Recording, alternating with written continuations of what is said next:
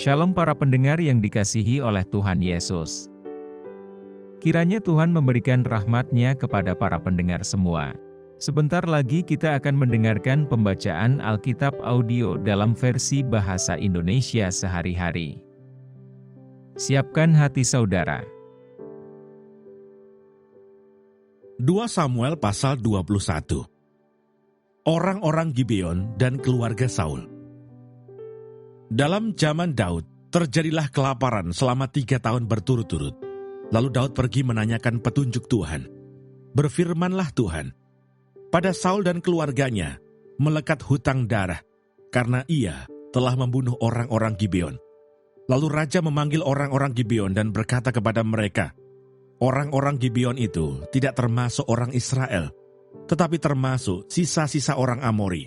Dan walaupun orang Israel telah bersumpah kepada mereka, Saul berikhtiar membasmi mereka dalam kegiatannya dan kepentingan orang Israel dan Yehuda. Daud berkata kepada orang-orang Gibeon itu, apakah yang dapat kuperbuat bagimu? Dan dengan apakah dapat kuadakan penebusan, supaya kamu memberkati milik pusaka Tuhan? Lalu berkatalah orang-orang Gibeon itu kepadanya, bukanlah perkara emas dan perak urusan kami dengan Saul serta keluarganya. Juga bukanlah urusan kami untuk membunuh seseorang di antara orang Israel. Tetapi kata Daud, apakah yang kamu kehendaki akan kuperbuat bagimu? Sesudah itu berkatalah mereka kepada raja, dari orang yang hendak membinasakan kami dan yang bermaksud memunahkan kami, sehingga kami tidak mendapat tempat dimanapun di daerah Israel, biarkanlah diserahkan 7 orang anaknya laki-laki kepada kami, supaya kami menggantung mereka di hadapan Tuhan, di Gibeon, di bukit Tuhan. Lalu berkatalah raja, aku akan menyerahkan mereka. Tetapi raja merasa sayang kepada Mephiboset bin Yonatan bin Saul, karena sumpah demi Tuhan ada di antara mereka, di antara Daud dan Yonatan bin Saul. Lalu raja mengambil kedua anak laki-laki Rispa binti Aya, yang dilahirkannya bagi Saul, yakni Armoni dan Mephiboset, dan kelima anak laki-laki Merab binti Saul, yang dilahirkannya bagi Adriel bin Barsilai orang Mehola itu. Kemudian diserahkannyalah mereka ke dalam tangan orang-orang Gibeon itu.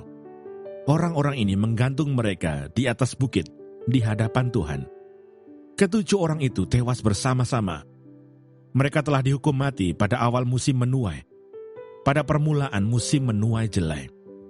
Lalu Rispa binti Aya mengambil kain karung dan membentangkannya bagi dirinya di atas gunung batu.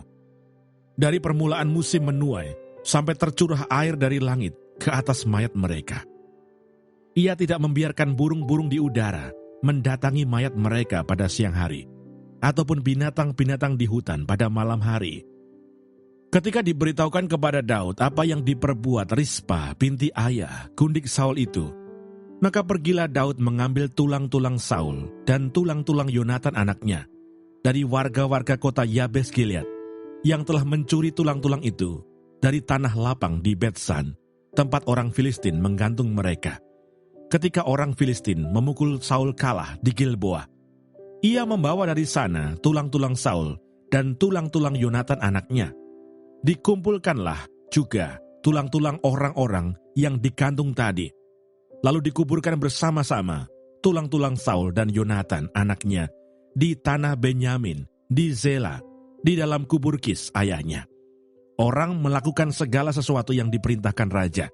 Maka sesudah itu Allah mengabulkan doa untuk negeri itu. Peperangan melawan orang Filistin. Ketika terjadi lagi peperangan antara orang Filistin dan orang Israel, maka berangkatlah Daud bersama-sama dengan orang-orangnya, lalu berperang melawan orang Filistin, sampai Daud menjadi letih lesu.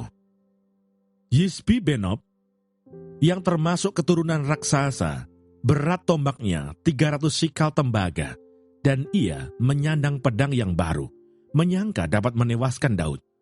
Tetapi Abisai anak Seruya datang menolong Daud, lalu merobohkan dan membunuh orang Filistin itu. Pada waktu itu orang-orang Daud memohon dengan sangat kepadanya, kata mereka, janganlah lagi engkau maju berperang bersama-sama dengan kami, supaya keturunan Israel jangan punah bersama-sama engkau.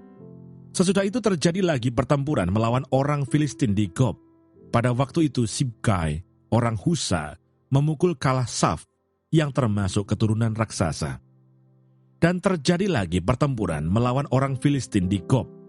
Elhanan bin Yaare, Oregim, orang Bethlehem itu, menewaskan Goliat, orang Gad itu, yang gagang tombaknya seperti pesa, tukang tenun.